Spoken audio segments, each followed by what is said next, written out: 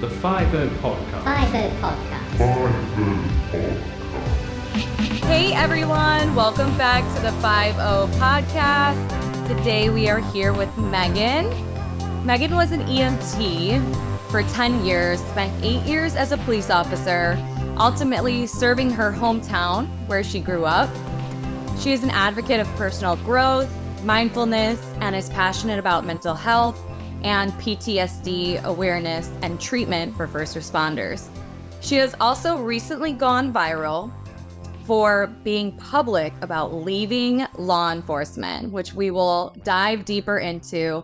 I told Megan before we started, but I have a ton of DMs already. I posted that I was interviewing her today, and I got a ton of DMs saying, oh, I can't wait to see this one because I know it's so hard to be in this career and to choose ultimately if it serves you or not. So, I don't know. We'll get obviously deeper into it. I don't know if you've been judged or hated on for leaving, but I think it's really powerful to make that choice and really strong.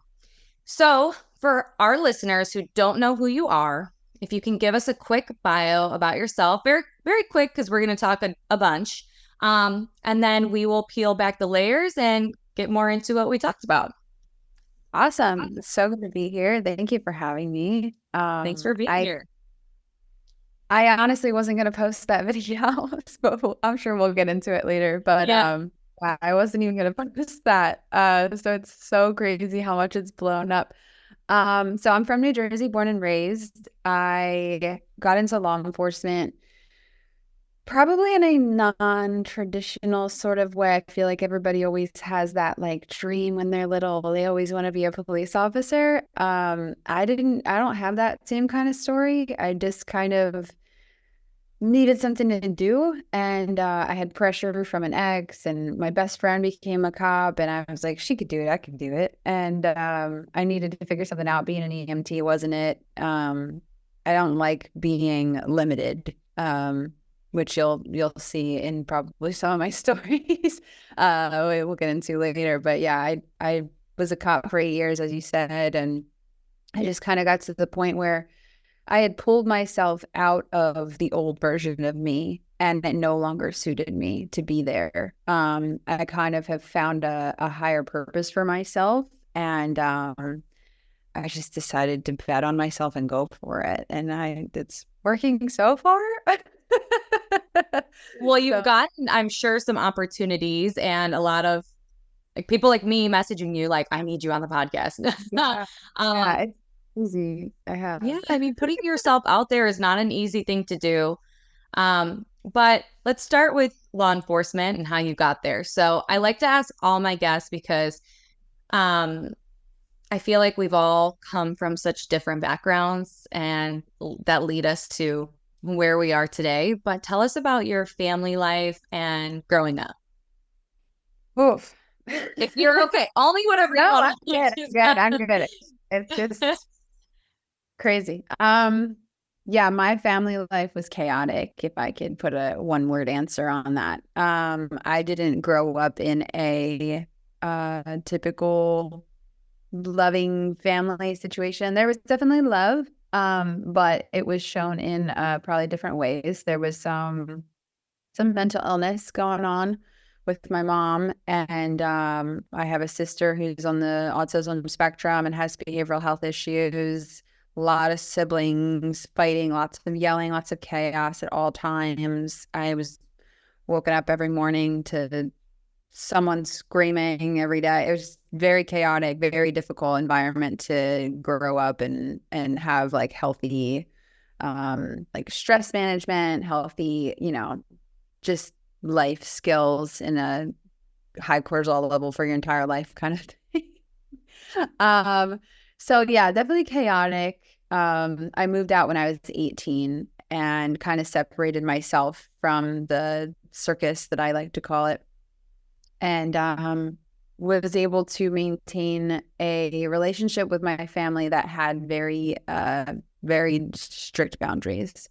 I got closer to my mom when I moved out, so that was nice, but there was just a lot of rockiness in that kind of realm of my life. So I appreciate you sharing that because I do feel like when we learn about someone's like background, it helps us get to know them a little bit better. And I also feel like you said earlier, you're like, I didn't know I was going to become a police officer, but I feel like there's always something like in all of us that leads us to take this job in the first place, whether it's yeah. that chaos or I mean, mine was completely the opposite. Mine was like, I had this perfect, great life, and I kind of wanted to see how the other side lived. Like, I was so curious. And I just feel like we all have different stories to tell. I had the thought in my head for a long time that everything I did was to be as different from my family as possible. And that's part of my drive. That was part of my drive to become a cop. And I think I did so well in it because I was so conditioned for chaos because that's what I was used to. That's what I sought out because that's all I knew. 100%. Like you probably knew how to deal with, like you said, people screaming here and there, a call to call. You're probably like, oh, this is nothing. Like, yeah. Yeah. Yeah. So tell me about your background in policing. You did do 8 years, so that's a good amount of time. Um, and what units had you worked in, and maybe what was your favorite role or position you held? Yeah, so I started out as a class one, which is, I don't know if it's the same in every state, but it's just like part-time. You just kind of write tickets, break up bar fights kind of thing. Sometimes you can get an arrest if you're lucky. It's just a short, like summer cop thing in Jersey. Um, so I started off in Beach Haven, New Jersey, and I did that for most of the summer until I got a letter saying that I was getting hired by Camden City and was to report to the police academy in August. So I put in my resignation to Beach Haven so I could prep for the academy full time. I was also working as an EMT right up until I went to the academy as well in Camden. I don't know if you know anything about Camden, New Jersey, but it is No. city. It's one of the most dangerous cities in the United States. The stats are probably changed now because they try to make it not look so dangerous. But it's kind of, it has gotten better. I will say it has gotten better over the years. But it's a rough area. So I went to the academy, went through bike training with that. I was a bike cop by force. Was voluntold to do that. Yeah, I would never. I can't.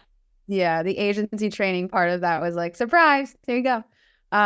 So I worked in Camden, I worked a walking beat, I worked a bike beat, I worked just regular patrol, all of that. When I was there for 2 years. When I went to Pennsauken, which is my hometown in New Jersey, I was there for 6 years, and I was a firearms instructor. I was a PT instructor. I taught at the police academy. I was a field training officer. What else did I do? I was a resiliency officer. So basically put in place for officer wellness, mental health stuff. I would say the most fulfilling part was definitely being a resiliency officer. The most fun part was being a firearms instructor. I knew you were going to say that. I just knew it. Sounds fun. I worked patrol for my whole time there. I was mainly in the patrol unit, but I was also in the training unit as well. I kind of juggled multiple hats there. I did some stuff with community policing, both in Camden and Pennsauken, but I wasn't in that unit. I definitely loved being a firearms instructor, especially because it gives you a little bit of bragging rights. It's a really hard course to pass. There's a 70% failure rate, and I passed it the first try with perfect scores. So I was really, really proud. That's right, girl. Really hard. I worked so hard on that. When I was in the academy, I was a terrible shot. I mean, I was shooting the ground. Like, I was bad. And the instructor that worked with me that got me to pass, like range week at the academy, he was actually a lieutenant in my department when I first graduated. So I sought him out and I said, hey, like, I know that I'm not good at this. Like, I was able to pass, but I'm not good at it. Would you work with me? So we did, and I got proficient. And then I was like, you know what? Why not? I put in for the course, and my department let me do it when I got to Pennsauken. And I ended up training, worked my butt off, and then I ended up passing first try. So that was definitely the most fun part of my career. But like I said, the most fulfilling is definitely being able to be there for fellow officers when they're going through something, because as you know, and we'll get into later, I had been through the ringer and I had officers, thank God, who were there for me. So I'm all about turning around and helping the next one in line. That's just part of who I am. And I just needed to be in that position to be able to do that. So Yeah, it sounds like that served you really well. I think it's really cool though that you loved like two opposite ends of the spectrum, because I'm sure in like firearms you had to be really tough on like the people coming in. And well, at least shit, girl, the people that I've had to deal with have been very tough on me in firearms. But like, I love that you shared it too, that like, just for our listeners, a little off topic, but like, if you're not good at something, like you can always get better, and like you just need to ask for help. And I just think that's really cool that you started off like not feeling great, not feeling confident about it, and you became a firearms instructor. Like that's so cool. And I know resiliency training is super important, and it's probably inspired a lot of what you do now after like leaving law enforcement, but we'll talk about that. But thank you for sharing all that. It's pretty cool you've done a lot, you know, in your career. Like it sounds like you've really dabbled in a lot. And I know FTO is another hard position to have a trainee in your car all day and teaching them everything, and they have no idea what the hell they're doing. And you're like their guide. You're basically their eyes and ears. And oh gosh, I personally don't think I could ever do it. I think like my heart would like it, like, you know, to help, but my God, I just don't know if I have the patience. I just really don't. It can be hard. Some of my recruits, or whatever you want to call them, they gave me a run for my money. Some of them were great, and I didn't really have to give them that much coaching or anything. They just kind of like knew what was kind of expected of them from the jump, and that was awesome. And some of them I had to be like, stand here, go there, talk to that person. So did you get their name? Did you get their date of birth? Like, yes. And then you see them like a year later and you're like, wow, you've really come a long way. It is fulfilling, I will say. Yeah. It really is. It really is being an FTO. It's cool, especially when you're on that call later and your trainee comes up to you and is like either the one like jumping into the fight next to you, or like calms down the scene, or like does a good job on an investigation and like figures something out, finds like evidence or something, you know, like something cool, and you're like, yeah, all right. Yeah, like I told you all that I know. Yep, exactly. So when you got into law enforcement and you got accepted to this job, did you have any pushback from family and friends? What were their thoughts on it? I wouldn't say pushback, but my mom was definitely worried. She obviously moms are gonna worry. Yeah, she's definitely concerned for my safety, and I gave her one of my academy photos. You know, they take those like nice photos with you. Yeah, your death photo. I think it's kind of morbid because you know what that photo is gonna be. I know. I know. Yeah. But it was just kind of weird taking it and then like getting them handed to me. I'm like, I hope this doesn't ever get used for the unmentionable. Yeah. But I gave my mom one of them and I wrote on the back, like, I promised to always come home safe. And oh, that's so sweet. Yeah. She cried when she got it. And it was a moment. She's like, you better. But so I did lose a couple friends. I didn't really tell anybody that I became a cop or that I was going to become a cop. I kind of like always wanted to do, I never got to, but I always wanted to do undercover work. So I didn't tell anybody that I was going to the academy or anything. For multiple reasons. One, because I knew I wanted to work in the town that I grew up in, and I just didn't want to like, if I ran into people, fine, but like I didn't want That's that a like, fair point. Yeah. yeah, I didn't want Yeah. those phone calls or like Facebook messages or what, or people like Get out of jail free cards. that too. Yeah. And like, I also didn't want to run into issues with like just people not supporting the police and like having issues with that and, you know, whatever else. Other thing was when I went into the academy, I I was kind of giving myself an out. So if I say I'm going to do something, I'm going to do it. And if in my mind, if I told people that I was going to the police academy, the fear of somebody coming up to me later if I didn't make it and being like, oh, I heard you went to the academy. Are you a cop now? And like the thought of having to say no scared me. And like, I would rather at that time, I would rather have taken that like conversation off the table than ever have it. So than ever like believing in myself enough to think that that was ever going to happen. Yeah. So that was the person I was back then. I would rather have just not told anybody than like tell myself that I could do it, which, you know, but yeah, so I just didn't want anybody to say like, oh, I heard you were going to the academy. What happened? And not make it through. So yeah, no, that's fair.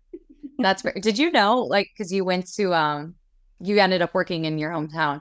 Did you know any of like your bosses and stuff? Like, oh yeah, like that's so funny. Yeah. Like that's like, hey kiddo, what are you doing? Like, remember Yes, you were 7 and now you're working. Yeah, here. so there was actually a construction job when I was a kid in front of my house for like months on the road. And they were like putting in like Verizon cables or something, and it lasted months and months. So like just about every day, my mom would like hand us water bottles and be like, "Go give it to the officer." So like a lot of the older guys remember me from when I was little, bringing them water bottles. And then when I would be like on jobs, like fighting next to them or like yelling at somebody or whatever, they'd be like, afterwards, they're like, I remember when you were this sweet little girl. She's giving me water. Sweet little kid. That's fun. I never really thought about that. Like working in your hometown. Like even for me, like working in Chicago, I ran into people, and that's like what, the second, third largest city in the world. Like I don't know how I would do it like in a pocket. Like I don't know. It would make me nervous. I also was an EMT for the town for years. So you knew a lot of people. Yeah, so they all knew me from that. And then like there was the school resource officers from when I went to school in the town. They all knew, like everybody knew. So you knew the town's dirty secrets pretty much. Like, oh, little do you know about this person. I arrested them last week. That's wild. So, in law enforcement, what struggles did you face personally? So I faced myself a lot.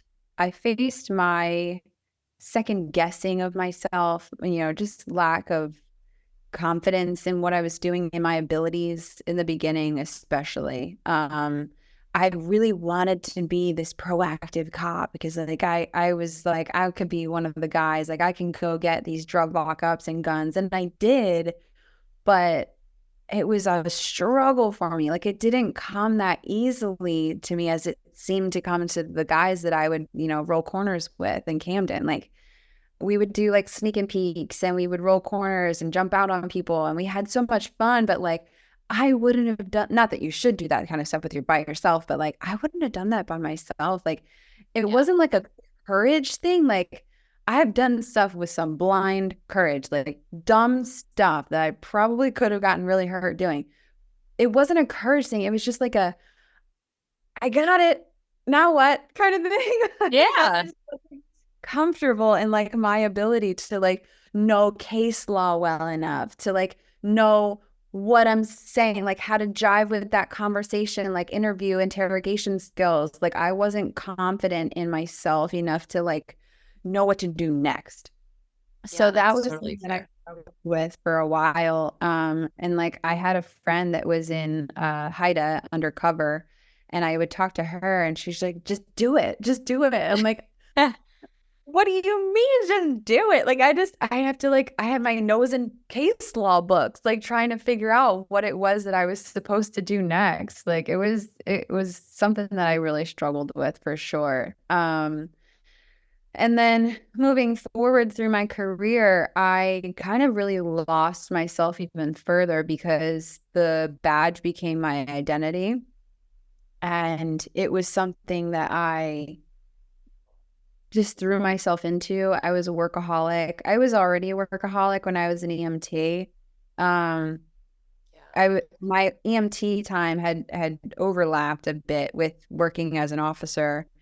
I was working in Pennsauken and I was working Camden EMS at the same time, and I was working night shifts for like 30 days straight, just working every single night, work, sleep, work, sleep, work, sleep, work, sleep. Like Oh my God. no work-life balance, no concept of like taking care of myself, nothing. Yeah. And then that just became a recipe for disaster. And then I had a critical incident, which then brought me to a low that I didn't realize existed. So I definitely struggled. And when I came back from my incident, I lost friends in my department. There's people that still have not spoken to me since. I was completely ostracized by my friend group. I partially think because they didn't know how to handle their own fear of it being possible that it could happen to them. And they also were upset with me because nobody knows how they're going to handle that. So, like, I didn't know what I was doing, and I didn't want my business in the whole police department. So I isolated. Yeah. And some people were reaching out to me, and I shut it all down. I told my supervisor to tell everybody not to ask, like leave me alone. And they took that to heart because they were my friend group. So they were pissed at me and then continued to never really talk to me again. I mean, workplace environment and policing is like, it's so different because it becomes so toxic because when you make friends in the police department, it's like a different type of friend. Like Yeah. I don't even know how to describe it. Like some will be like your sister for life, and some are just your police friend.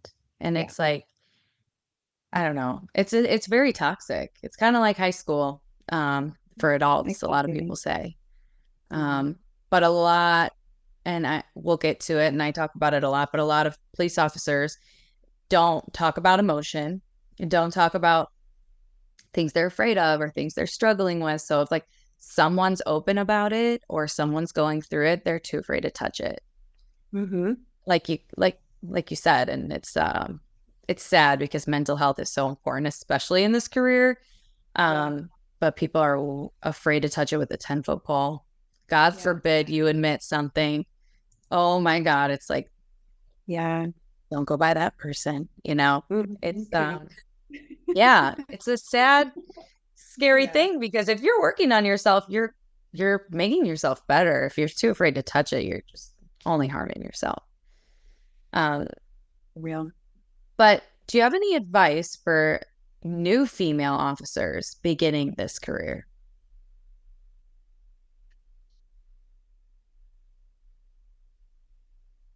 I would definitely say just trust yourself. Trust your intuition. And take care of each other. Take care of yourself first, but definitely take care of each other because there's so few of us. And I don't mean just take care of female officers. I do mean that, but take care of the guys too. Because there's so much, like what we just touched on, like there's so much that we like to avoid. And you don't know what's in somebody's past. And my my thought process for a lot of things now is like everybody's in different stages of their healing journey. And some haven't started it yet, and some don't realize that they're in it. And at some point, the body keeps the score no matter what. At some point, your house of cards can come crashing down too. And they might not see it coming. It might be something external from their family life, their personal life. It might be something at work. Like I've had, I think like 6 really bad calls with kids. And I've had numerous officers that were on those calls come up to me. And this is when I wasn't even healed yet. I was just pushed through everything kind of person. Like, oh yeah, that doesn't bother me. Whatever. Until it did. When you see somebody who seems like they handle things really well, keep an eye on that person, because one day it might not be that case. Because I was the one who was like, oh yeah, I'm cool. Do you need help? Like, I'm here for you, man. Like, I can listen if you need something. Or like, I remember so clear as day, I'm still an EMT, and we went to a call in the town that I grew up in. And one of the guys was on this job with me, and this 3-year-old was killed. And it was by one of the family members. It was blunt force trauma. And we took care of him best we could, but he ended up passing away. I was at a party that weekend at a friend's house in town, and he comes stumbling through the gate, and already drunk before he got there, stumbles up to me, and with tears in his eyes just starts talking about the call with me. And like he beelined straight to me, and I'm standing all the way in the back of this backyard. He's like, I don't know how you did that. And I'm like, what do you mean? He's like, that call the other day, like, how did you do that? How did you just take care of that kid? Like I just like, I froze.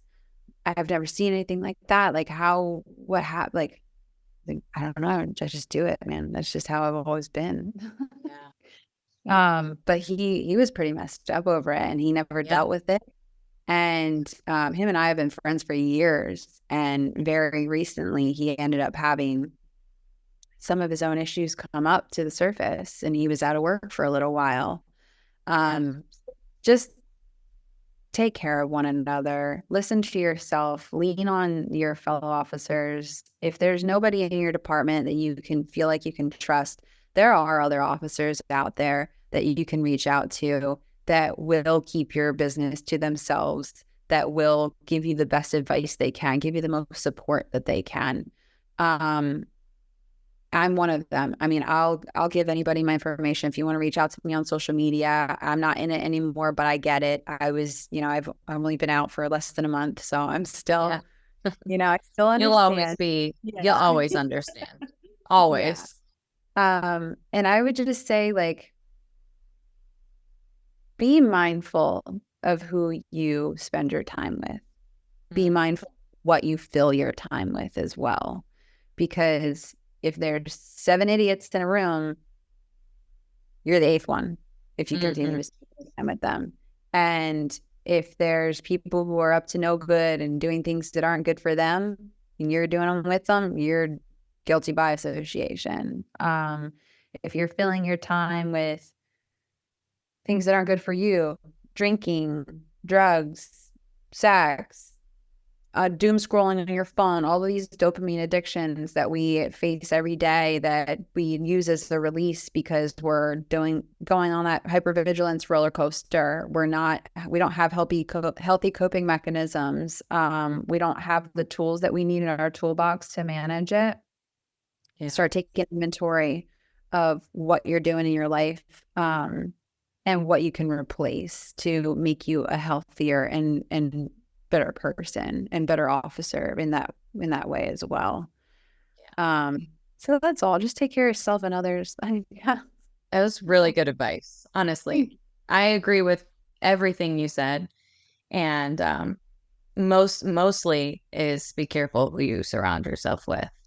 or who you think you should be surrounding yourself with. Because a lot of us like to cling to the officer that's, getting the most recognition or doing the most stops, and we want to be cool like them or whatever. And like you said, kind of with the toolbox thing, it's like, just because they're amazing at something doesn't mean you're not amazing at something else. And you don't need to like be like or act like or surround yourself with someone that, is so cool just because you want to be cool like them. Like, you could be cool and successful in your own ways on this job. You provide something else and provide something different, and that's more important. Like, you don't need to be exactly like somebody else.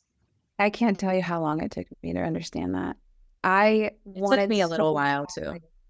I wanted so badly to be that proactive cop out there, like I said, running and gunning, getting the guns, getting the drugs like the guys were. Like, I wanted to be in it, Yeah. And then I was never a ticket writer. I just didn't like it. I don't like ruining someone's day. I just don't like it. I don't like it either. I really don't. I had to, but I just really it wasn't me. And then I realized after quite some time that like, I don't have to be everything as a cop. You can be something and still be good and still be valuable and still be you and not run yourself into the ground. You don't have to be the all around, superstar. Like, you can be a superstar in one. It's unrealistic. It's not human. You don't have to shine in every single aspect of this job. Like, some guys are great at traffic stuff. Great. They're in the traffic unit. Some guys are good at guns and drugs. Awesome. They're in narcotics. Like, I'm really good at shooting and teaching. I was in the training unit. Like, that's what I'm good at. And if you're really good at patrol, you're great at taking reports, and that's where you're happy. Awesome.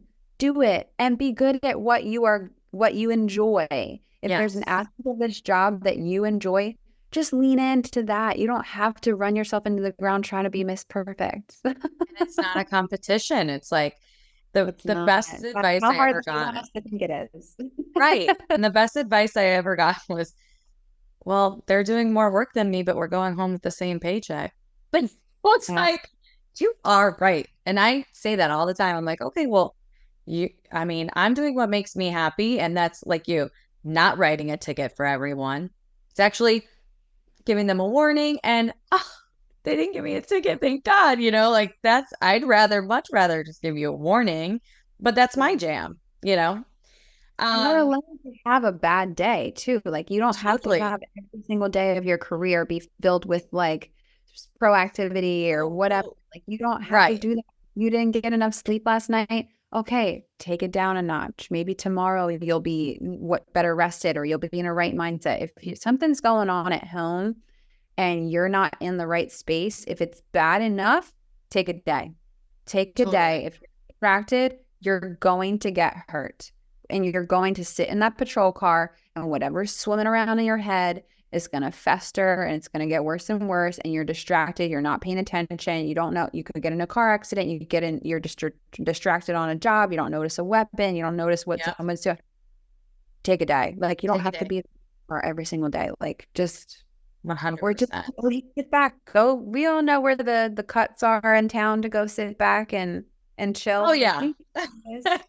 Go hang out. Departments are only recognizing officers that do the most arrests or the most traffic stops, then they're doing it wrong. Because there's a lot of really quality officers that don't do that, but they're making an impact in the community.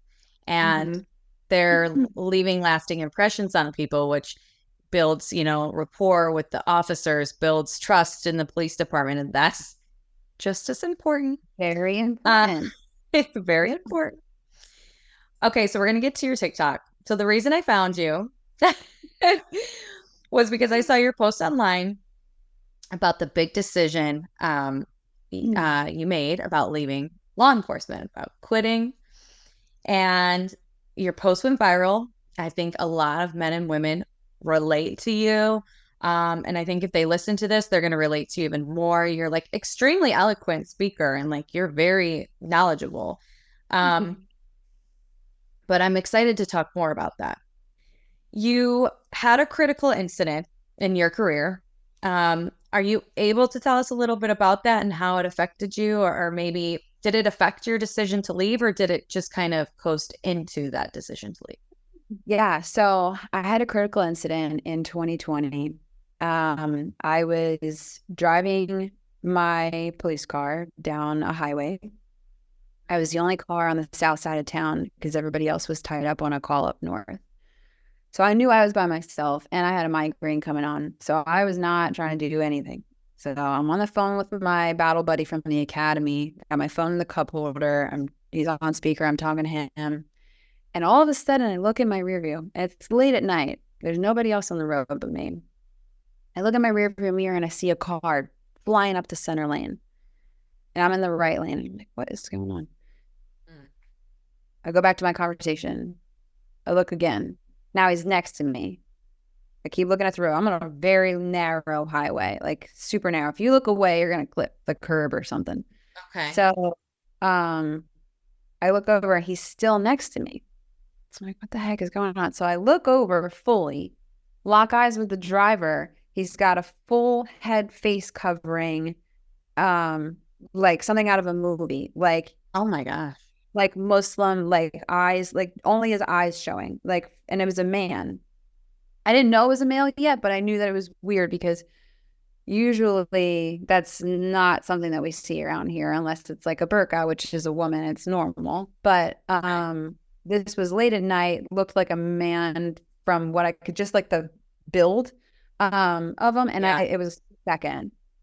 So I look over and then I look back so that I'm, watching the road.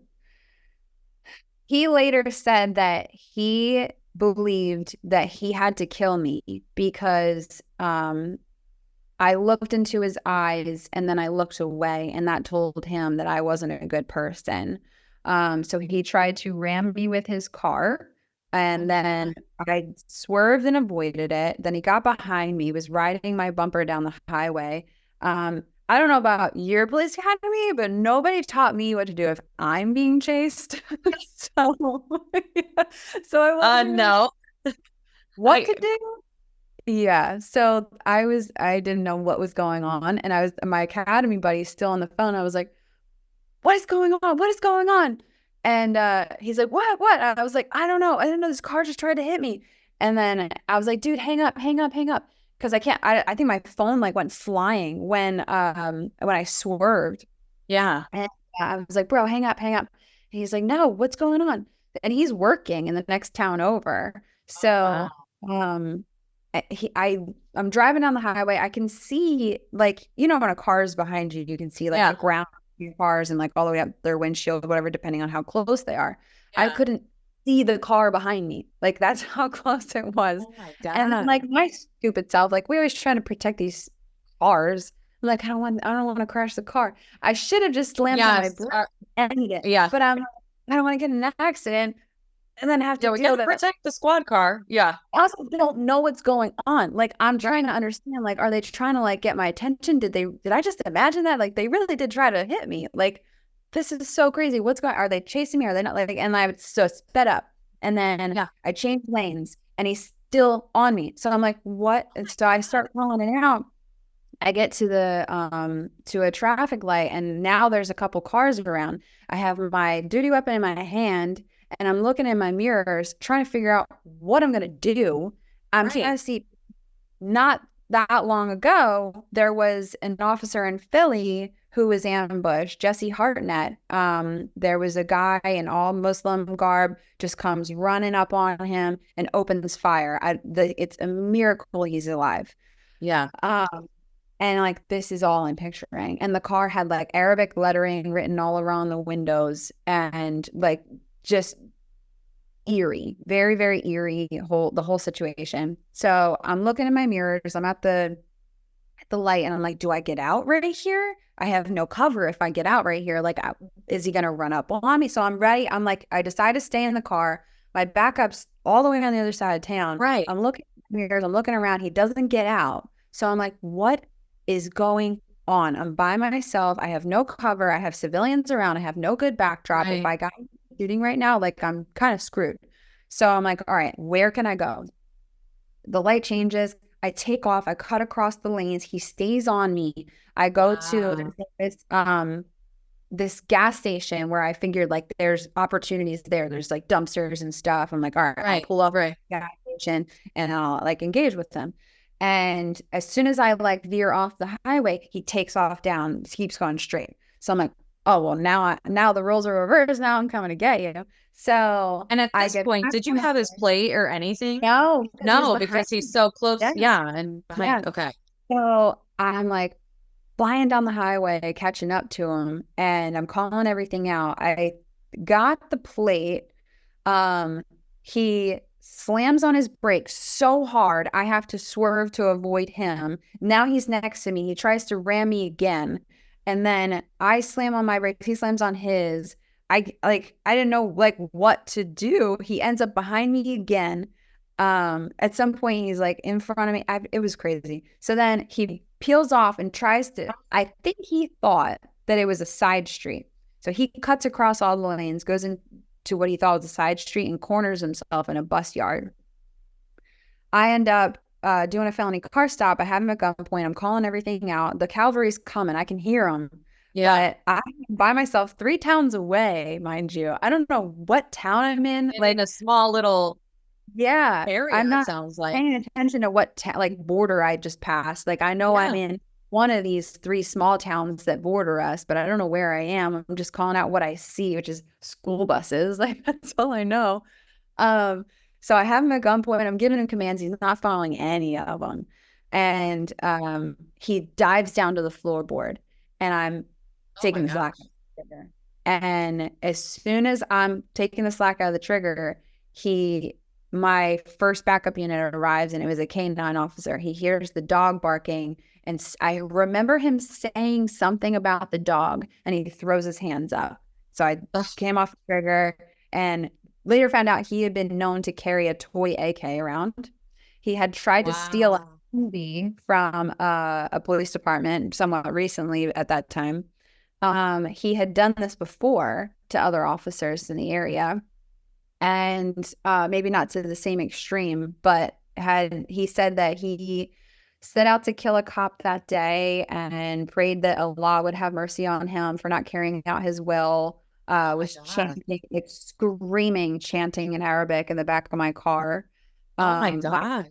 My department didn't know what to do. A supervisor came out and started asking him questions because they were just as confused as anybody else. Yeah. And weren't thinking about Miranda, which then later ruined the entire case. And they had me transport him to the hospital. And while he's screaming about killing me, he's staying with the guy who just tried to kill you. Yeah. He's screaming about how I'm going to die. I'm going to meet God. He's going to make sure I'm dead. He's going to find me. He's going to kill me. He's going to do all this. Yeah. So I'm very understandably kind of shaken. I get to the hospital with him because they're like, we don't know what to do with this guy. He's obviously like unwell. So they take him for a crisis eval. And while I'm in the vestibule at the hospital, he's staring at my name tag and hell no, eating my last name over and over, trying to like commit it to memory. So I took my name tag off, and that was the last time I ever wore a name tag. I only ever wore the one that said police on it. Because we had like the Velcro, like Class B powder carriers. So we just had the one that said police. I never wore a name tag again. I would have taken any right up under the sun before I wore a name tag again, unless it was like a Class A for like a funeral or something. Yeah. Yeah. Wow. So FBI got involved, Homeland Security, prosecutor's office, everybody. They were going to charge attempted murder and domestic terrorism. But the FBI ended up taking it. I don't know what happened with it because I kind of removed myself from all of it. It just got to be too much while I was trying to recover. Yeah. I know that the case on the state level got messed up because of Miranda. I don't know what the feds were able to do with him. He was committed to a psychiatric hospital for a while. I know that. I don't know where he is now. I have no idea, and I don't want to know. I ended up going back to work the next morning. I'm sorry. I went home in the morning and I just paced around my house for hours. I was like, I need to eat something. and I would like in my head, I was going to get a bagel for my kitchen. And I found myself in my backyard. I'm like, oh no, I need to eat something. And I would go upstairs and I was in the bathroom. And then, oh my God, I need to eat something. And then I would walk wherever. Like it was, I was just so completely in disarray. So I try to sleep the whole day. I can't really sleep. I finally fall asleep in like the afternoon, and I have to be back at work at 6:45. I wake up from a text from my supervisor saying that I kicked the hornet's nest because prosecutor's office, Homeland Security, FBI, everybody swarmed our police station in the morning because I sent out a bolo for officer safety. Right, as you should. Yeah. Yeah. So I sent out that ABB thing, and everybody found out about it real quick. So I'm like, oh, now you guys want to take it seriously, huh? Right. Because the feds came and said, what's going on here? So I go back into work, and after roll call, they sat me down at a long conference table up in the I just want to point out really quick that this is something, an important fact, is that like we can go through critical incidents and we have to go to work the next day. Oh, yeah. Just say. Like, we show up the next day. Okay, well, continue. Guess what happened? So they put me at this long conference table in the detective bureau. Right after roll call, they called me upstairs, and they sit down, and it was like something out of a movie. Like they're like, yeah, so prosecutor's office wants to charge attempted murder. FBI wants to charge domestic terrorism. This is where we're at with this. And like, it was like all the noises in the room just went to like a buzz, and like those were like echoing in my head. And it was just that validation that, oh my God, this really happened. Like the whole time afterwards, I was like, did I like dream this? Honestly, because it goes by so fast, and we get tunnel vision, and we don't even know what's going on. It was the craziest thing. Like I can still, to this day, I can still feel when I think about it, my finger pulling that trigger. Like, oh, it's so crazy. Yeah. So those words were ringing in my head, and I just wanted out of that room. I couldn't tell you anything else that was said in that conversation. A domestic went out, and it wasn't in my beat or anything, but I was like, yeah, I gotta go. Yeah. So I run off to go to this domestic, and I was an assist on it. Right afterwards, one of my girlfriends at the time was in, and she wasn't there the night before. And her and I, they called us shake and bake. We were always out doing stuff, like stopping the world, like getting all the tickets, getting all the lockups, having so much fun. So she's like, I was like, I have to tell you about what happened last night. She's like, okay. So we get up in a parking lot. I started to tell her, but then it starts to snow. So we're like, all right, let's go to this other place that has an overhang where we hang out when it's bad weather. Yeah. The way to get there is to take, I don't know what it's called in other states, but it's like a jug handle, like an exit ramp. Okay. I've never heard of jug handle. It's a new thing, I think. Yeah. So we take the exit ramp, and when you get to the bottom of it, in this particular area, there's a median that separates the lane that you come out into from the rest of the highway. So you go, and then the median eventually ends and the lanes come together. When the median ended, there was a car directly on the other side of it that was now completely parallel to me, just like it was in my incident. I immediately, without a thought in my head, started dripping sweat. And I don't sweat when I work out. Like, I have to be working out hard to be sweating. Yeah. I am dripping sweat, instantaneous. I am shaking. My face is red hot and bright red. I'm crying. I'm sweating like profusely. I pull the place where we were going is right around the corner. I pull into the lot with her, and she sees like the state that I'm in. She's like, "Oh my God, what happened? Are you okay?" Yeah. And I hadn't even really gotten to tell her about what had happened. So I'm trying to explain what's going on, and she's like, "You're not okay." And I'm like, "I just haven't slept. Like, I just have to sleep. That's all. Like, I'm fine. I don't want anybody to know that, like, I just have to sleep." And she's Right. like, no. Like, no, that's not what you need. Like, you do, but that's not what you need. Like, you have to tell somebody. Like, you have to tell Yeah. Sarge. And I'm like, no, I'm not telling Like, Sarge. that's Like, the last person I want to tell. right. So we go back and forth for a while. She eventually just rolled her window up and called my sergeant. Like, she tried to get me to like let it be my idea, but she knew she knew what needed to happen. So she calls my sergeant and says, Meg's not okay. I think you need to talk to her. That girl changed my life. That's great. Right then and there. She saved and changed my life completely. My sergeant calls me and he goes, "Hey." I'm like, "Yeah." He's like, "You okay?" And I barely squeak out a no. Like that's this is the next day. Like, so at the time, we had an amazing administration, like incredible, like the leaders that everybody dreams of having in a police department. That's so awesome. They pull me in, and I didn't like my other sergeant at the time. We had 2 sergeants on a shift.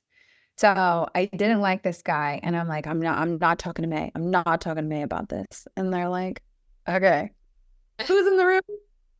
May. Who I need to talk to? May. Because the only person through to me was him. They sit me down in the roll call room. Yeah. They sit me down in the roll call room, and I thought he was just this arrogant guy. Like, I just didn't like him. And he didn't really like me either. He sits me down, both of them do. And my one sergeant, who I was kind of like friendly with, he's making phone calls to admin, and it's like 11:30 at night, I think. And Sergeant May is like, "Hey, I think you need to go talk to someone." I'm like, no, I'm fine. Like, I just need to go to sleep. I didn't sleep well last night, or this morning, I guess you would say today. And I need to go home and rest. Like, I'm fine. I'll be back, next shift. I'm fine. He's like, "No, actually, there's a word for what's going on right now." Like, and points out all the symptoms that he sees. He's like, "You're shaking, you're crying, you're, right. I'm sure your heart is racing and all this." He's like, "It's called anxiety." And I was like, "I don't have anxiety. I'm fine. I just haven't slept." It's completely like, because we never want to admit we need help. We're just trained that way. So I'm like, okay, fine. So then my chief and my captain come in, and everybody in the department, like, just loved and adored them. Like, that's great. Absolutely incredible leaders. We ended up having a regime change not long after my incident, and different style of leadership took over, and it was a very abrupt change, we'll say. So it was not received well by rank and file. But anyway, back to this incident. He pulls me up to his office, the chief, and both of them sit down and like, "What happened?" So I tell them the story, and they both just like hung their heads and were so sorry that they didn't know what had happened. They didn't realize how it may have affected me. They didn't realize that nobody talked to me. They had no idea. They knew that something had happened that was kind of crazy, but they didn't know that, like, I was almost like killed and almost shot him. So the chief puts me in his car, takes me to the hospital, and it's a hospital that, of course, I used to work for. So, oh my God. Good and bad, because I walk in and the charge nurse gives me a hug, and I held the hug longer and just kind of whispered in his ear, like, "I had an incident at work. I need a private room. I need some medicine." He's like, "Done. Done."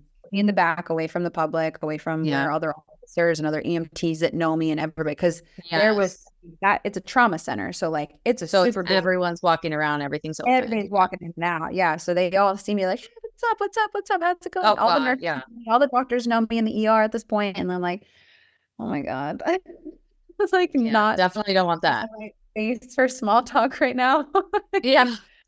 So he put me in a private room in the back. He dealt with me himself, the charge nurse that I'd known for years. They were really, really great to me, and gave me some, I think it was Ativan, to calm me down because I was still shaken. Yeah. And We're still real. yeah, and my boyfriend at the time, my chief ended up driving me home. My boyfriend at the time and we had just gotten a house, but I hadn't moved in yet. I moved in that night because I was never going back to sleeping in Pensacola again. I just didn't feel safe anywhere, but I felt a little bit safer being somewhere that wasn't my address. Like Yeah. nobody knew that I had anything to do with this town or anything, so I felt safer being. So my girlfriend from work and my chief took me home. She drove my car. He dropped me off to my ex, and started the next 6 months of my life being out of work and going to therapy. And I did a critical incident debrief a couple days later. It might have been within the next 48 hours. I forget how soon it was. Yeah. I did a lot of different treatment for it. Some helped, like the police psychologist that they set me up with. She helped me a lot. I definitely owe getting back to work to her. Yeah. And then they had me in some treatments that really were detrimental to me, like copious amounts of prescription drugs that I did not agree with or want to be on. I ended up going back to work in 6 months. I kept saying, I want to go back to work. I want to go back to work. I want to go back to work. And they were like, the longer you keep saying that, the longer you're going to sit right on that couch. Yeah. Yeah. Okay, shut up. Yeah. But they did help me a lot. Well, I will say my therapist helped me a lot. Yeah. I did other trauma therapy as well. I did EMDR, which was wildly successful. My nightmares and flashbacks were gone from that. Wow. Yeah, that was Awesome. exceptional. And I did equine therapy with horses. That was pretty cool. Oh, that's awesome. Yeah, there's a foundation in Pennsylvania that does equine therapy for first responders and stuff. It was really, really cool that I got to do that. Cool. But the prescription part of it, seeing a psychiatrist, I'm sure there was a need for that in the very beginning. But then 2 years into everything, I was still on high amounts of anxiety medications, benzos. I was taking 4 milligrams of Xanax a day. Wow. And going to work. Wow. I can't even imagine. Yeah, I went back to the street a year to the date of my incident.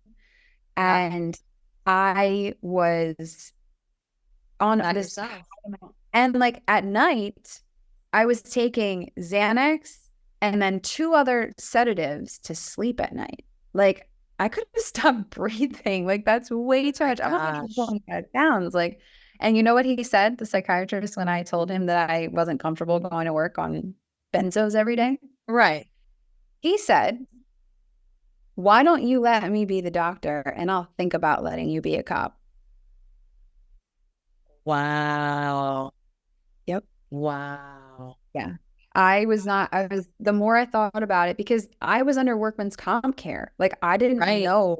Nobody tells you how to navigate. Nobody tells you how to navigate when critical incidents happen or if you get hurt, what it's like to be away from work or how to get back. Or they had me under their thumb. He specifically had me under his thumb and he knew it. He held it. He held my job over my head every single time. If I said saying, oh, well, I'm the one who could say if you're fit for duty or not. Yep. Exactly. Wow. He would say that all the time. I would say he would check in with if I was still having nightmares or if I was sleeping or how it was going with my therapy or whatever, anything like that. And if I answered anything that even seemed like I was having a hard time, he would immediately up the medication And God, this is scary. they like, do I need to pull you back out of work? Like, dude, I just had like a rough night. Like, I don't need to go back out of work. Like, that's harder for me. Like, you taking me out of work is harder for me than anything else. Like, that's where I want to be. That's where I feel the best. So he was just terrible. So when he said that to me with like, I'll think about letting you be a cop, just because I said like I wasn't comfortable being on this medication while working. Well, I have 30 years of experience and I've worked with the FBI and this and that and da da da da da. And like, okay, I didn't ask any of that. I'm talking about me. And if I get into a shooting or a car accident or something and God forbid hurt and someone, they find this stuff in my system, the defense attorney is going to hang me in court. Literally. Like, I'm done. So I was so uncomfortable with it. Finally, I was like, there's got to be something I can do. So I called my workman's comp caseworker and I was like, hey, this is what I'm dealing with. Yeah. I know that you guys don't want to keep paying for this care and I don't want to keep doing this. So is there something we can do? She's like, oh yeah, you can direct your care. We can change your doctor. I was like, the whole time? The whole time? But no, we don't know this stuff. We just do what the department says for us to do and go where they say for us to go. Yeah. And I was so broken for so long. I wasn't challenging anything. I was such a shell of myself. Like, I didn't know. I didn't even want to know. I didn't care to try to direct my decisions for myself because I just didn't have I didn't have it in me. I didn't have any fight left in me. That's why I actually gave up and actually went to therapy because I didn't have any fight in me to keep doing what I was doing and suffering anymore. So I found a new doctor. Wait to hear this. I find a new doctor.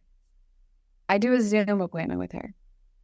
She finds out how much medicine I'm on, and she all but has a heart attack and puts me on an airplane the next day to Florida to go to rehab. Shut up. Yes. Puts me on a plane the next day to go to rehab because you're in Florida. I need to know. Deerfield Beach. Okay. It's right by where I work, and we're like the rehab capital of the United States. So yeah. Oh, that's funny. So she puts me on a plane. I go to this rehab center that has like a first responder program. Okay. She's like, you could have a seizure. You could have all these issues if you stop taking it. I was already like not taking as much as I should have been taking because I was trying to. You didn't even want to myself off. And I didn't know. I'm like, why do I have this horrible anxiety? It's been 2 years. Like, I can't function with this anxiety. I have like chest pain every single day. Like, what is wrong with me? I didn't know that Xanax will wear off pretty quickly because it has a short half-life. And then you get rebound anxiety from the drug, not having enough of the drug in your system. So the anxiety that I was having, that I thought I had like some kind of problem, like something was wrong with me, was from the medication that I was on unnecessarily because I had already been treated for what was actually causing my real anxiety. I didn't even have real anxiety. God. I just had What a shame on that doctor. What a shame. So I go to this rehab. She's like, you have to be medically monitored in order to get off this drug. They have to give you a seizure medication and a tapered drug and blah, blah, blah. So I'm like, okay, fine. Oh my God. So I go through like 6 days of medically monitoring. And then I'm like, yeah, I don't need to take this anymore. I was already like, didn't want to take it. I just had to because they said I was going to like die or something if I stopped. So like, I'm good. And they're like, oh yeah, we're just going to move you across the street to to this other program. I'm like, weird, but okay. So I'm there for like a day or so. And I'm like, hold on a minute. I'm playing wiffle ball with these other like cops. There's like Chicago cops. There's people from everywhere. Oh yeah. I'm playing wiffle ball and sitting by a pool and going to like breathwork classes. Like, I don't need to be here. I could go home and do this. If I hadn't known it was going to be this easy, I would have just paid for a nurse or something to like monitor me at my house. Like, I don't need to be in Florida for this. Yeah. So I called the doctor and I'm like, hey, you had said that I had to come down here to be like medically monitored. And like, I get that. I did that. And now they have me in like actual rehab though. And like, I never had a drug problem. I had a problem with a drug. Like, I wasn't abusing it. I was overprescribed it. So can I like Leave. get on out of here? And she's like yelling at me. If you leave, I will call your department and I will tell your chief that you're not fit and you will have to take a fitness for duty exam and you fail. And I am terrified. I was like, excuse me? I'd love to know who you think you're talking to. I said, I will direct my care how I see fit because I have this new information now that Workman's Comp told me that I can direct my care. So I hang up with her. I call my lawyer. I call my FOP president. I call my chief. And I call my God. Yes, the FOP president immediately. That was the only person I told about this whole thing was so the Sergeant Lay from the beginning of the story, he got promoted to lieutenant. He was the only person, when I found out I had to get on an airplane the next day, he's the only person that I told. And he told the chief and like the chief, the township administrator, that lieutenant, and the FOP president were the only 4 people who knew about anything. Because I don't want everybody knowing I'm going to rehab. You know what wildfire that would have spread in the police department? Right. So, oh my God. This is like a nightmare. Oh, yes. Like an actual living nightmare. So I call Workman's Comp and I'm like, can I fire this lady? And they're like, yeah. I'm like, okay, thanks. So I send her an email so that it's written, like, you no longer have like control of my care. You are terminated from my case. You don't have consent to discuss my care with anybody. So if you do, it's a HIPAA violation and you will lose your license. So I didn't say all that. It was very professional.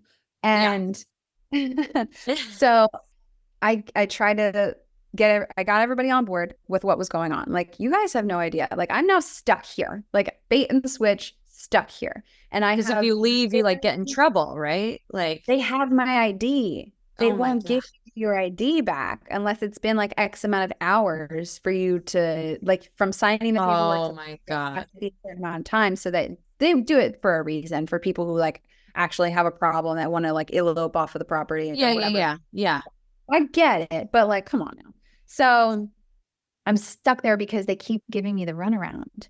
And I have a sneaky suspicion that she sent me, because she was very adamant that it had to be this specific place. Because there was like a place in Phoenix I could have gone to. There's places in PA, right in Philly I could have gone to. Right. Like, no, you have to go here. I think she was getting kickbacks. And I've talked to multiple people in the industry that have kind of... That area is big on that too, I'll tell you right now. Yeah. Mm-hmm. So I was going to the facility staff and was saying like, I don't need to be here. I would like to leave. And they gave me the runaround for like 3 or 4 days. I had booked flights out of there multiple times that I ended up not being able to get on because they just ducked and dodged me. Because every day that I was there was a guaranteed pay from Workman's Comp. And it's like $1,000 a day. Yeah. So they were dodging me left and right. So finally, I got someone in front of me. I said, give me the AMA paperwork right now. Because I already called my chief. I already called my therapist, called everybody back home. I called my medical doctor, my primary, and said, give me a script for the seizure medicine they have me on so I know that I'm okay to travel home. I had everybody already lined up back home. Yeah. So I'm not scared of signing myself out and doing a fitness for duty exam because I know I'm going to pass a fitness for duty exam. I'm not going to listen to you. I've never even met you trying to tell me that I fail. Like, I know the work that I've done. I know how far I've come. I know how healed I am. I'm not scared of duty. So I finally nailed them down, signed the AMA. I got all my discharge stuff. They like all but leave me out on the curb, whatever. I call an Uber, take me to the airport, try to get on a flight home, gets delayed with 30 screaming children on the flight. Oh my God. I end up, because apparently it was spring break in Philadelphia that week. Oh my God.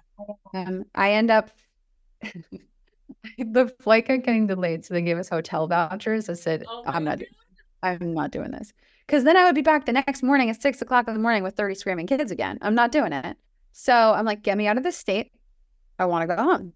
I go to the rental car counter. I get the keys to a Toyota Prius, grab my bag, and drive 16 and a half hours home. Holy crap.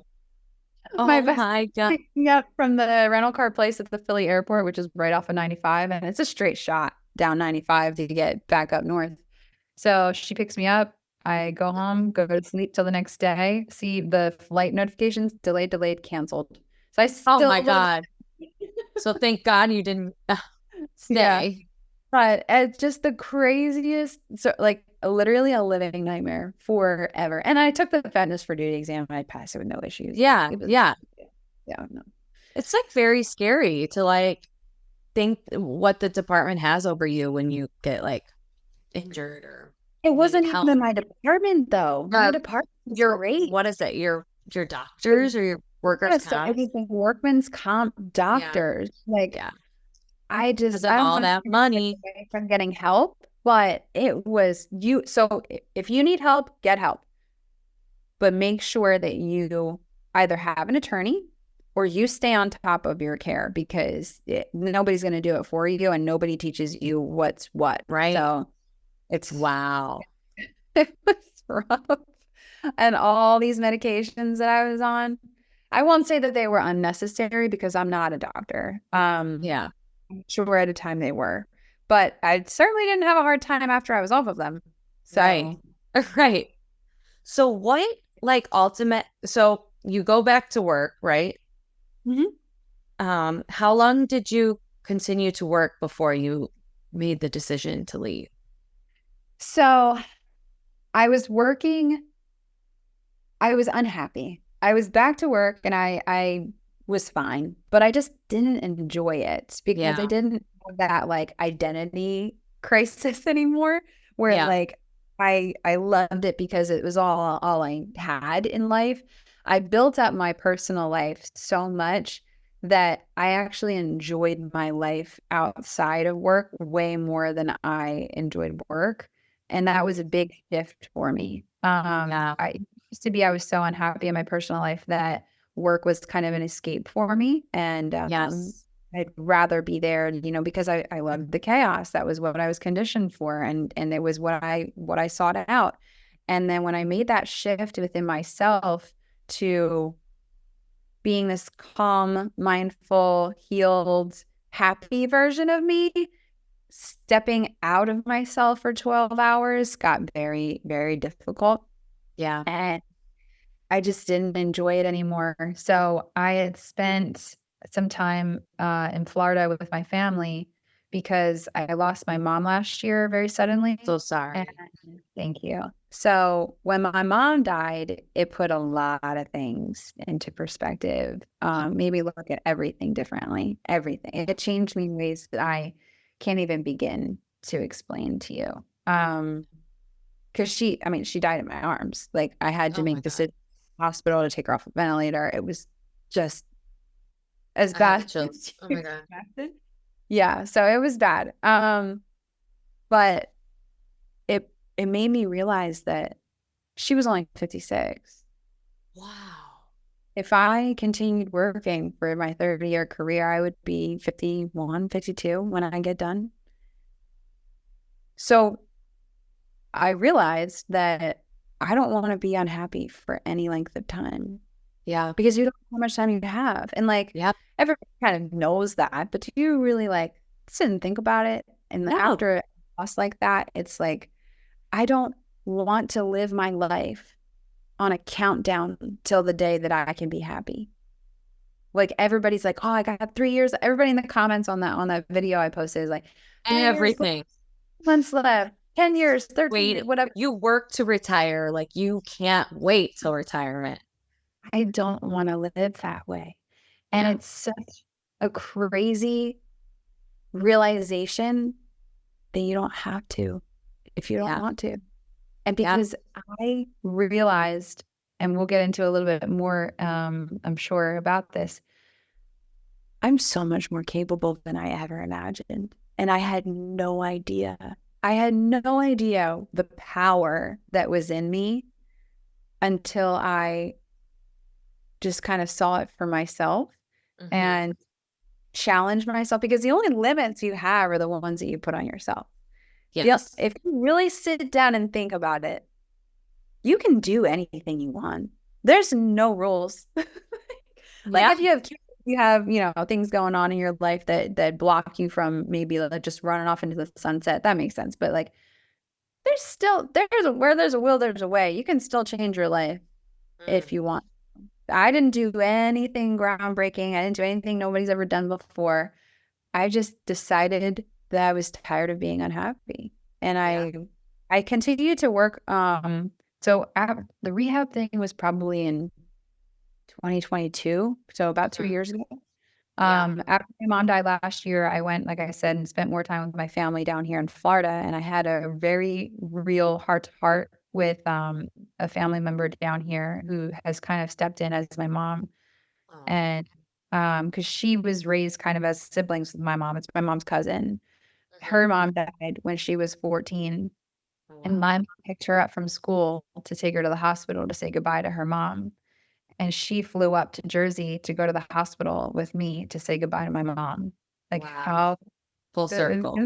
yeah, it just gives me chills, like, even thinking about Yeah. it. But her and I have gotten very, very close, and we had this heart to heart where she asked me, like, "Is this life that you're living right now, is this really what you want?" She's like, "I'm not trying to tell you what to do, but I just want you to really, like, think about it," because I was going down a path with my previous relationship where I was giving certain things up, that I might regret later, Yeah. and I I didn't really give it enough thought before, diving as deep as I did with him.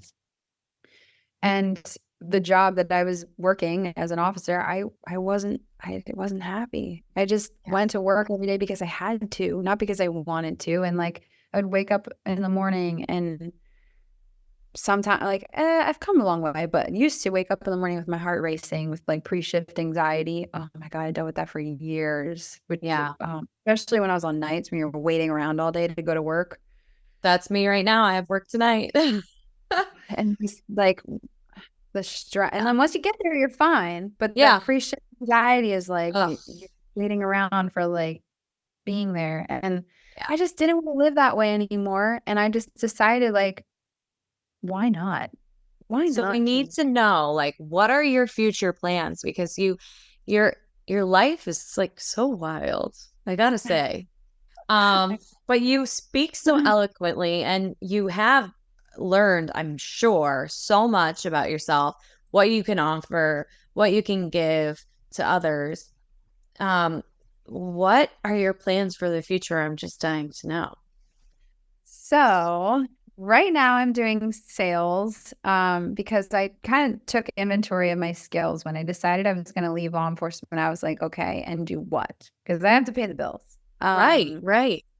So I looked at myself and I realized that my biggest skill as a cop was communication. I was Yeah. the cop who wanted to come on scene because I was going to calm everything down. Like I Yeah, just good have that de-escalation. gab. Yeah. I Yeah. had that kind of gab where I could talk somebody into handcuffs. I could talk down a very volatile scene. And it sounds like bragging because I am, because that is something that I'm very proud of. That It's not easy to do.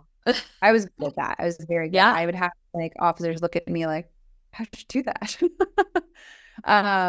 I've gotten numerous like attaboys in my file for like de-escalating scenes because supervisors have been there and seen it. So Yeah. I was very, very good at it. So I decided to go into sales because I'm a smooth talker, and that I figured could pay the bills pretty well. Yeah. But my real plans, I can only say so much Okay. because I signed an NDA. Oh, But wow. I'm part of a project that is going to come out next year. When the teasers and things come out for it, it's going to be a show. I was casted for a show in back in June. When the trailers come out, I'll share it so you can show your audience. Yes, please. Yeah, I Did you definitely apply will. for this or did they find you? I'm just wondering. Kind of Oh, you both. can't say? Okay. I was Okay. looking for something and they kind of I did an Found each interview other. for something else, and that Okay. person who did the interview got asked like, "Hey, is there anybody that you know of that might be good for this?" And she called me immediately. Okay. Okay. Um, so then I interviewed for the show and they called me within like 20 minutes after my interview and were like, "Yeah, we want you." Oh my gosh. So Excited. I can only say so much, but what I will say is my passion is definitely helping first responders and veterans as well. And I group them in because when you look at things that I've been involving myself with, there's a lot of foundations and stuff out there. There's a lot of work being done for veterans, and cops and firefighters and EMTs and dispatchers and COs, they all get kind of left in the dark. Because if you find like a veteran charity, veteran foundation for PTSD, blah blah blah, there's very little out there for first responders. So I try to like include them because we're not included in their stuff. So I try to not saying because I know what it feels like to not be included. So that is my passion. I am so fortunate. I'm so grateful to be as healthy and as healed as I am. And it would not have happened if it weren't for my former chief and my captain and my sergeant who was there by my side every day, and them pushing me to go get the help that I needed, which trickled down to me getting way more than I ever bargained for. And the happiest and the healthiest I have ever been in my entire life. I didn't even realize how much, my childhood traumas as well was affecting me. Like I had no idea. I thought I was fine. And it's just crazy. So I'm going to be working with first responders with PTSD in a really amazing way that is going to absolutely transform lives. Like without a doubt, it's going to be insane. I literally can't wait. And I appreciate you being so vulnerable with me today. And I know that like everything you said is going to resonate with listeners because it did with me. And obviously I'm excited to see your next chapter and your next journey. And I definitely want to share it. So you got to send me all the info, especially for everyone who's watching this, and you'll be posted on my page. Like I would love to see your journey because I do think it's important. Like a lot of my stuff, does talk about first responders and whatever in the job and the hardships of the job. But we do have to talk about like the realities of like, if you want to leave the job, because at the end of the day, it's just a job. Yeah. And your happiness is so much more important than a job. And you here speaking to me and my listeners saying you're the happiest and healthiest you've ever been may open that light for them to have the strength and the power to leave if this is not serving them anymore. And like you're living proof that like it's okay to leave and to still want to be a part of it, because it is something that's a part of you. It's a part of your journey. And like you choosing to hopefully in your future career and your future journey to help first responders is so amazing. And like, so people who feel like they want to leave, like you could still be involved. Like you don't have to be cut off from the world if you don't want to be. But I just think it's really nice that you're sharing this. And I think you're going to help a lot of people. Like I think so too. I'm also working with a business partner to open a wellness center in Tampa. I just moved to Florida. I figured. Yeah. Welcome. I moved to Florida last year. Oh, awesome. That's awesome. I'm on the other side though. I'm by Deerfield Beach. So okay. All right. Well, let's meet up sometime. I'll go by you because I don't want you to come back by Deerfield. I'm good. I'm stay away from this area. But I would love to come to Tampa. Yeah, come on over. So yeah. Also, where? Oh yeah, go ahead. No, I'm sorry. The amount of messages and comments that I've gotten has been crazy, and I'm trying to get back to everybody. It's hard. And my phone has been going insane. And I love it because it's so many people who are like, I want to leave, but I feel stuck. How do I do it? How did you do this? What should I do? How can I go? I'm so miserable. I'm so unhappy. Yes. And you're married to that pension. You are married to that pension. Like, well, if I just make it, I'm going to get that pension. But like you said, life life is short. And like, what if you don't make it? Or what if you do Right. make it and you have 3 more years? What does a pension matter? Your happiness now matters. Exactly. So I'm considering maybe doing like a coaching type of thing for Yeah. office. So that might be coming soon. If I'm going to do something, I have to do it right. So like I want to make sure that I am like squared away to where I know what I'm talking about, but I want to make sure that I'm helping people in the best way that I can. So I'm working on getting everything kind of organized for that right now. So that should be coming soon. But like you said, like divorce yourself from that pension. Yeah. I Separate. and the math is not mathing. Like Yeah. okay, am I gonna stay for another 2 years? Because I thought about staying until 10, so I was a retired officer and Yes. had, the federal Leosa, like I was able to carry and all that, whatever. Yeah. Why? Why Yeah. would I put myself through for like what is it, like 20 grand? Like, okay. Yeah, it's If nothing. I'm gonna pour into myself to in the ways that I know I'm going to, because everything is about mindset. If you tell yourself, well, if I leave, I'm gonna be broke and I can't pay my bills and I'm gonna just have to come right back and I'm not gonna know, I'm gonna miss it so much and I can't live without it. That's exactly what's gonna happen. If that's what you tell Amen. yourself, Yeah. everything is mindset.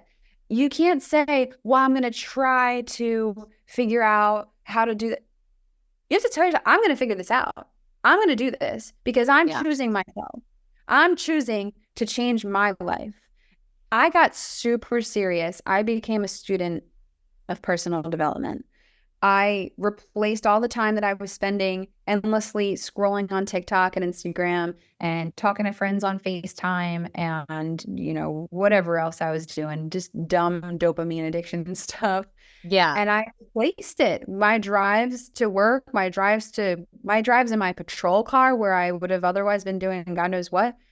I replaced that time with podcasts and audio books. That's exactly what I do. Yeah. Anything else. And I just got so serious about what did I want? Because you can say, I don't like this job anymore. I don't want to do this. Okay, what are you going to do about it? Right. Because nothing changes if nothing changes. Yeah. You don't change yourself, you're never going to change your environment. You're never going to change your job. You're never going to change anything because you have to change yourself first. You have to move things that are blocking you out of the way so that the universe can bring in what you're supposed to have, what you want, what you desire, So you have to really like get super serious about what your skills are and what you want and what you're going to do about it. Yeah, definitely. So I know a lot of people are going to want to follow you after this. I know you already got a ton of new followers, but if someone's listening and they want to find you and ask you for advice or whatever, watch your next journey, where could they find you? Can you give us your plugs, please? Yeah. So on Instagram, Instagram and TikTok, I am Megs Benedict. So it's MEGGS __ on Instagram. And then it's Benedict _. And then on TikTok, it's Megs Benedict, but the underscores are a little bit different. Let me see what it is. It's Megs, MEGGS _ Benedict __. So it's kind of reversed like that. And it's on, like, if they find you on Instagram, they could click your TikTok and vice versa. Yeah, I think so. I want to make sure that I found you. Your Instagram's on your TikTok for sure. Okay, yeah. I just don't know if it's the other way around. I'm not sure if my TikTok's on my Instagram, but yeah.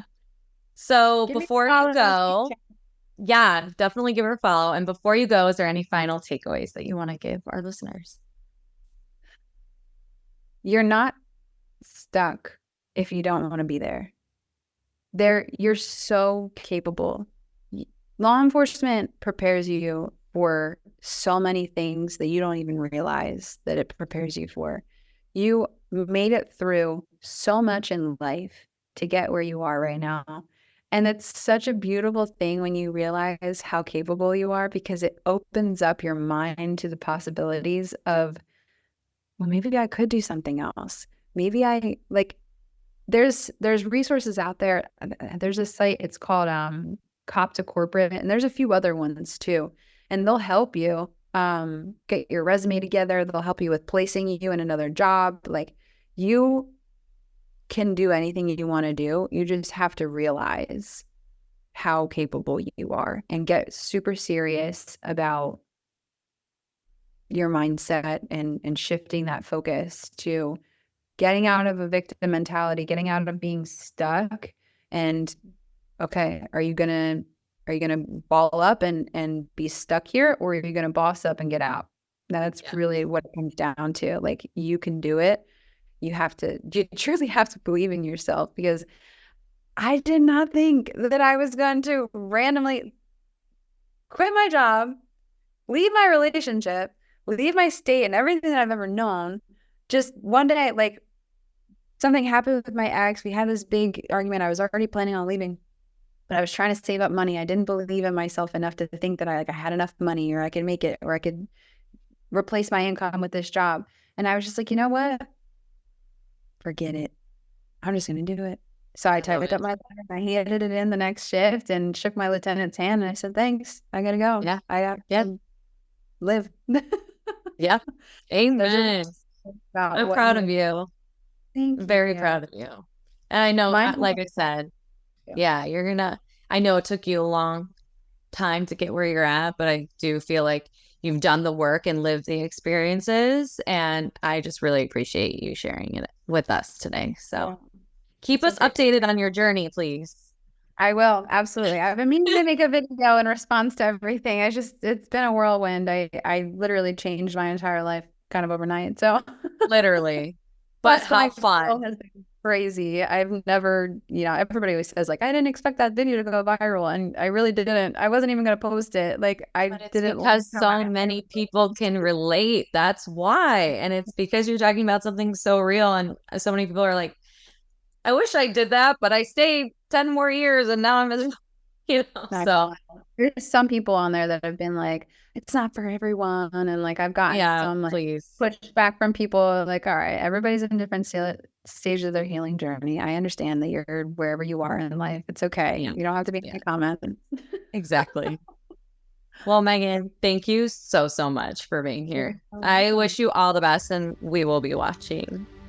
Thank you. I can't wait for what's in store. Thanks for having me. Yes, I can't wait.